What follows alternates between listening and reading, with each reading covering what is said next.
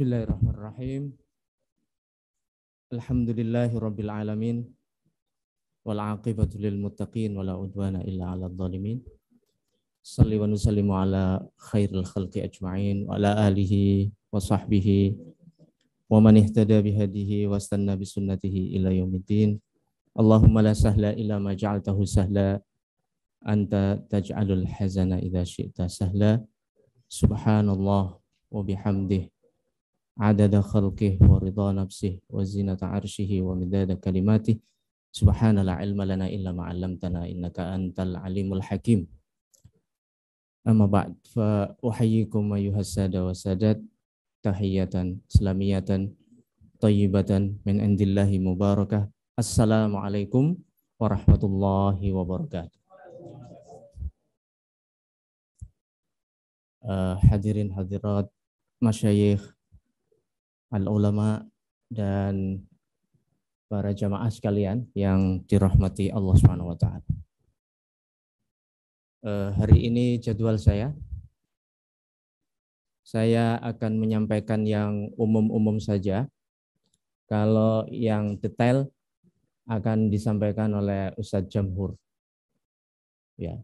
Kalau semua masalah itu kalau dijelaskan Ustadz Jamhur itu menjadi jelas, terang, dan menyenangkan. Ya, begitu. Beliau ini dai TV One, dan TV One itu memang beda. Ya, memang beda. Saya dapat promosi.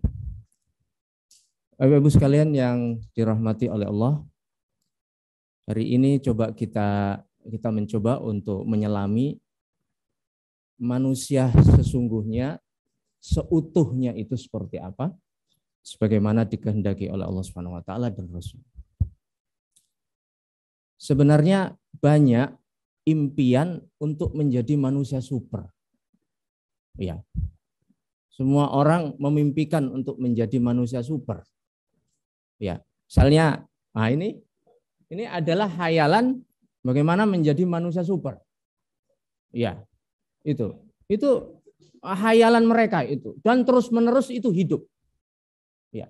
Kalau di zaman Yunani itu, kalau di Jawa atau ada Gatotkaca ya. Itu kan manusia bisa terbang dan memiliki kekuatan yang luar biasa. Atau yang lebih dari itu disebut dengan Bima. Bima ini basarnya besar, kalau dia mukul satu itu gunung itu bisa runtuh itu. Seperti itu. Atau dalam cerita Yunani itu Hercules. Hercules itu adalah manusia setengah dewa. Karena ada dewa yang turun ke bumi, lalu kemudian senang melihat perempuan bumi, kemudian dia menikah. Dan kemudian hasil anaknya itu dalam cerita itu adalah Hercules. Maka dia memiliki kekuatan yang super. Iya, itu. Jadi manusia itu sebenarnya terus-menerus dia memimpikan untuk menjadi manusia super, manusia hebat. Ya. Seperti itu. Tapi semuanya itu tidak hebat karena semuanya hanya hayalan. Yang benar adalah manusia hebat, manusia super, manusia seutuhnya. Itu nanti apa yang dijelaskan oleh Allah Subhanahu wa taala dan oleh Rasul. Mari kita lihat unsur penciptaan dari manusia. Jamaah sekalian yang dirahmati oleh Allah. Ini manusia dicipta oleh Allah memiliki dua unsur. Yang pertama adalah unsur jasad. Dan ini oleh para ulama disebut dengan alamul khalq, alam penciptaan. Jadi kalau Allah Subhanahu wa taala berbicara tentang khalaqal insana 'allamahul bayan. Khalaqa itu penciptaan dalam sisi jasadnya. Iya, dalam sisi jasadnya. Yang kedua adalah ruh. Ruh. Nah, roh ini disebut dengan alam al-amr. Wa idza sawaituhu wa nafakhtu fihi min ruhi wa nafakhtu fihi min ruhi faqa'u lahu sajid.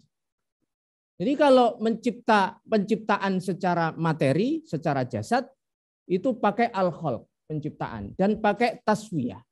Tapi kalau menggunakan roh, kalau mencipta roh itu menggunakan al-amr, perintah. Dan wa nafakhtu, Caranya adalah pakai an-naf. Ya, ditiup. Ya, ini. Duanya ini beda. Jasad itu rusak, roh tidak. Roh tidak. Dan roh itulah yang nantinya yang akan menghubungkan manusia dengan Allah Subhanahu wa taala. Karena jasad tidak akan mampu menghubungkan antara manusia dengan Allah. Yang menghubungkan manusia dengan Allah nanti adalah roh. Oleh karena itu roh itu ciptaan yang spesial. Dan dia tidak rusak. Iya, tidak rusak. Kalaupun nanti manusia itu manusia jasadnya rusak, rohnya tetap. Ya, itulah nanti yang bertemu dengan Allah. Lalu sekalian, kemudian di dalam roh ini itu ada hati. Ya, ada yang disebut dengan hati. Dan hati ini memiliki tugas. Ya, jamaah sekalian yang dirahmati Allah. Yang pertama adalah akal. Dia berpikir. Ya, lahum qulubun la ya'qiluna biha. Jadi kalau di dalam Islam itu penjelasannya, berpikir itu bukan dengan otak, berpikir itu dengan hati. Ya, berpikir itu dengan hati. Karena bagian daripada tugas hati itu adalah berpikir. Yang kedua adalah keinginan, syahwat, keinginan. Jadi di dalam hati itu nanti ada proses, dia ada keinginan-keinginan, syahwat-syahwat. Itulah yang menggerakkan manusia. Manusia kalau tidak punya syahwat, dia seperti malaikat, tidak memiliki keinginan apapun dan tidak akan bergerak apapun.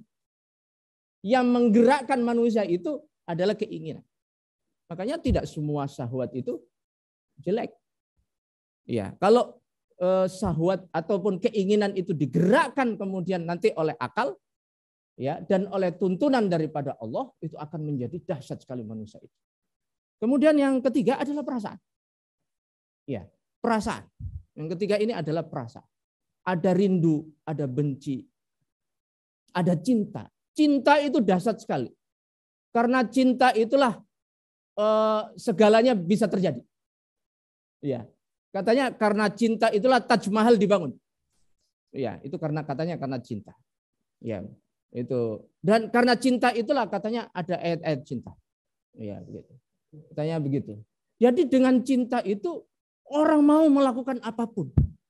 Dan orang siap melakukan apapun. Dan dengan benci, orang tidak akan mau melakukan apapun. Dan akan lari dari apapun karena benci. Ya, begitu. Tapi ada rindu. Allah Subhanahu wa taala, hadirin sekalian jamaah yang dirahmati Allah, menundukkan Firaun itu hanya dengan cinta. Iya, dengan cinta itu. Orang dia mencari anak-anak yang akan dibunuh, tahu-tahu apa? Tahu-tahu ada kotak yang berjalan, begitu. Iya, kemudian ini kan yang dicari-cari, tapi dia datang ke situ dengan cinta, dia tunduk. Ya, akhirnya Musa itu hidup di tengah istana. Di dalam istana yang dia kemana-mana mencari anak-anak itu untuk dibunuh. Ya, itulah cinta. Bapak Ibu sekalian yang dirahmati Allah. Bapak Ibu sekalian yang dirahmati oleh Allah. Kemudian jasad ini akan menghasilkan perbuatan. Tapi perbuatan itu tidak dikendalikan kecuali oleh yang di sini. Ya, yang di sini. Ya, jadi perbuatan jasad itu hanya pesuruh. Jasad itu hanya pesuruh. Yang mengendalikan, yang menyuruh, yang menginstruksikan, yang melarang, itu semuanya adalah hati yang di situ ada pikiran, ada perasaan, ada keinginan. Ya. Bapak Ibu sekalian yang dirahmati Allah, ternyata ini, Bapak Ibu sekalian, ternyata antara satu dengan yang lain itu ada hubungan yang luar biasa. Hubungan yang erat sekali dan tidak bisa dipisah satu sama lain. Antara jasad ini, misalnya jasad ini ada unsur-unsurnya. Misalnya ada mata, ada telinga, misalnya begitu, ada tangan, ada kepala dan lain sebagainya. Ini satu ada masalah, dia langsung nyetrum kepada yang lain. Seakan-akan ada aliran listrik di situ. Iya. Kalau ini misalnya begini kan. Ini diginikan atau ini yang dipukul misalnya begitu. Langsung ini lidah mengatakan aduh. Gitu. Itu ada hubungan. Ya, makanya dalam hadis itu seorang muslim satu dengan muslim yang lain itu seperti anggota tubuh. Idastaka minhu udwun tada'alahu sairul jasadi bisahri wal humma. Mestinya dalam kita berhubungan satu sama lain itu mencontoh sunnatullah yang diberikan, yang sudah diciptakan oleh Allah Subhanahu wa taala dalam tubuh ini. Di mana satu sama lain itu saling bahu membahu. Tidak bisa dipisahkan satu sama lain. Kalau satu dicubit, satu terasa. Kalau satu pusing di sini, semua badan tidak merasa enak. Ya, begitu. Lah, jasad ada hubungannya dengan pikiran. Ya, makanya kan ada dikatakan al-aqlus salim fil jismis salim. Akal yang sehat ada di dalam tubuh yang sehat. Tubuh yang sehat ada di dalam akal yang sehat. Ya, seperti itu. Jadi kalau sulit sekali mendapatkan orang yang misalnya sedang berpikir tidak menentu, pikirannya itu sulit sehat. Dan kalau dia sakit, sulit berpikir dengan baik. Kalau orang sakit perut, tidak bisa berpikir. Kalau orang lapar, juga tidak bisa berpikir dengan jernih. Makanya para ulama itu menjelaskan bahwa kalau ada orang yang marah, kemudian mentalak istrinya, sebagian ulama mengatakan itu tidak sah. Karena akalnya tidak jernih ketika dia mentalak itu. Karena dia mentalak dalam kondisi marah. Sebagian mengatakan itu tidak sah. Ya, cuma ada kaitan antara marah dengan kejernihan akal pikiran. Ya, seperti itu. Dalam Islam juga hakim itu tidak bisa memutuskan dalam kondisi marah. Ya, dan dalam kondisi lapar. Orang yang lapar itu pikirannya tidak jernih. Iya, pikirannya tidak jernih. Orang yang lapar. Orang yang lapar itu suka melakukan anarkis. Ya, kalau makanan tidak datang, itu yang terjadi kegaduhan. Ya, kegaduhan dan tidak bisa berpikir dengan jernih. Nah, itu ada hubungan satu sama lain. Ya. Nah, kemudian antara pikiran dengan perasaan. Ya, ada pikiran dengan perasaan. Orang kalau sudah benci, sulit dia berpikir objektif. Kalau orang sudah suka, cinta sama sekali, cinta buta, sulit berpikir secara jernih. Ya, begitu. Makanya Al-Qur'an juga mengatakan, wala yajrimannakum syana'anu qaumin alla ta'dilu. I'dilu huwa aqrabu littaqwa. Jangan sampai kebencian kamu itu menjadikan kamu tidak bisa berbuat adil. Karena memang trennya, kecenderungannya orang itu kalau sudah benci itu sulit untuk objektif. Ya, itu ada hubungan Bapak Ibu sekalian. Ada hubungan antara ini semuanya. Jadi tidak bisa dipisahkan antara satu dengan yang lain. Manusia seutuhnya itu nanti adalah yang menggabungkan antara semua unsur-unsur ini. Ibu sekalian yang dirahmati oleh Allah, kita melihat bahwa ternyata dari unsur-unsur itu semuanya yang menjadi raja adalah hati. Rajanya itu adalah hati. Imam Ghazali menggambarkan desain penciptaan manusia ini sangat unik sekali dan sangat indah.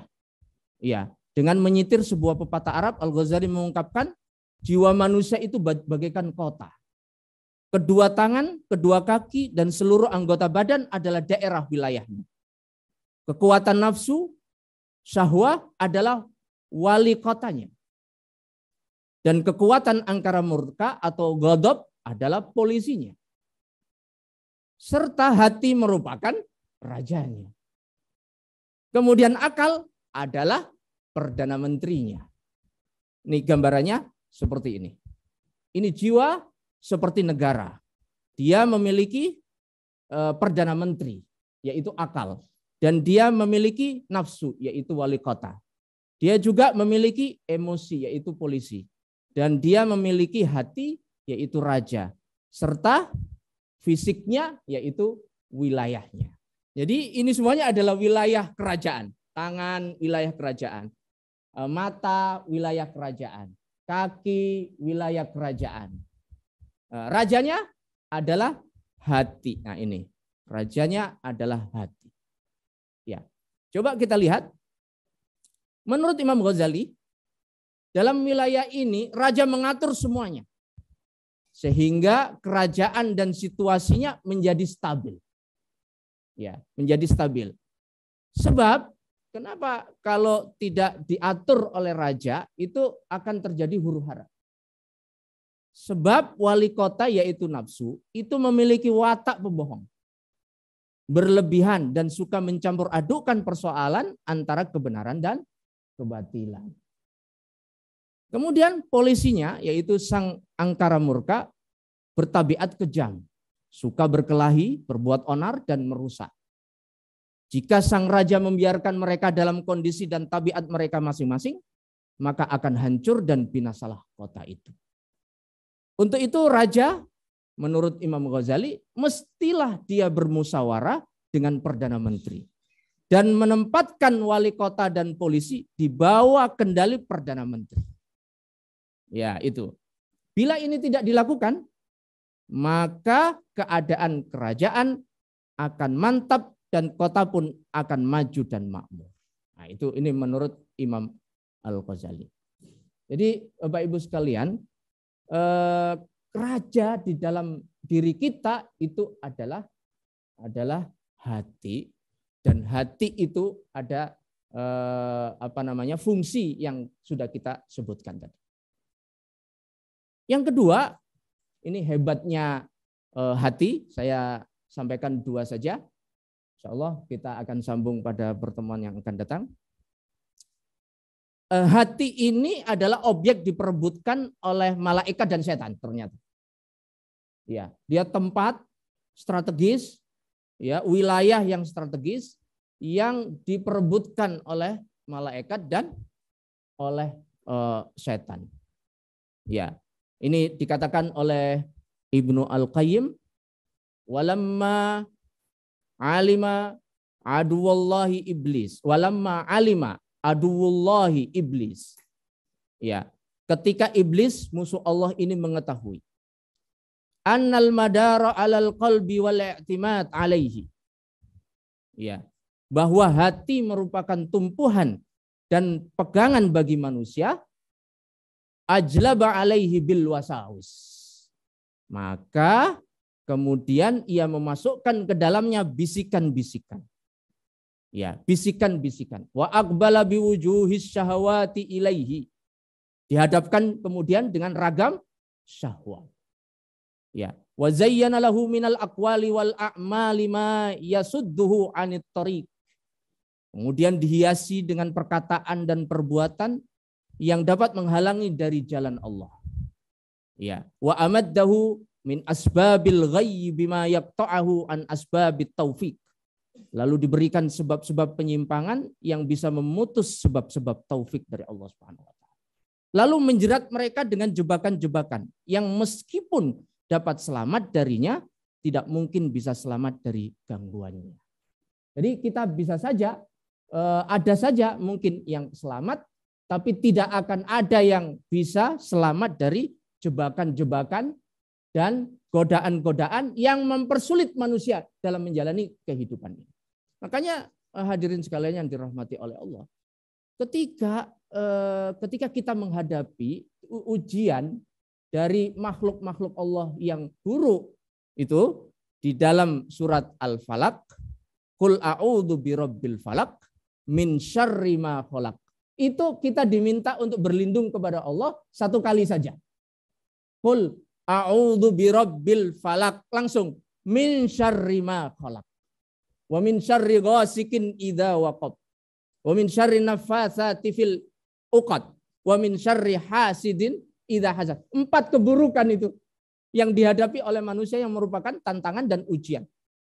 Begitu. Tapi ketika menghadapi ya gangguan setan, godaan setan, itu kita diminta oleh Allah Subhanahu wa taala untuk berlindung 3 kali. Ya, berlindung 3 kali. Qul a'udzu birabbin nas, malikin nas, ilahin nas. Baru min syarril waswasil khannas. Keburukan hanya 1. diminta berlindung 3 kali. Kalau ini keburukannya 4, diminta berlindung 1 kali. Itu semuanya menandakan bahwa was-was syaitan yang merupakan upaya keras mereka untuk menjerumuskan manusia, itu besar sekali tantangannya bagi kita sebagai manusia. Dan itu oleh karena itu kita harus mewaspadai dan harus mengetahui trik-trik ini supaya kita bisa menuju Allah Subhanahu wa taala dengan selamat. Saya kira ini yang saya sampaikan pada malam hari ini. Mudah-mudahan dengan Ramadan ini kita diperkuatkan iman, kemudian hati kita dimantapkan, lalu kemudian kita dibimbing oleh Allah Subhanahu wa taala menuju jalannya. Aqulu qouli hadza wa astaghfirullah li wa lakum wa jazakumullahu khairan. Assalamualaikum warahmatullahi wabarakatuh.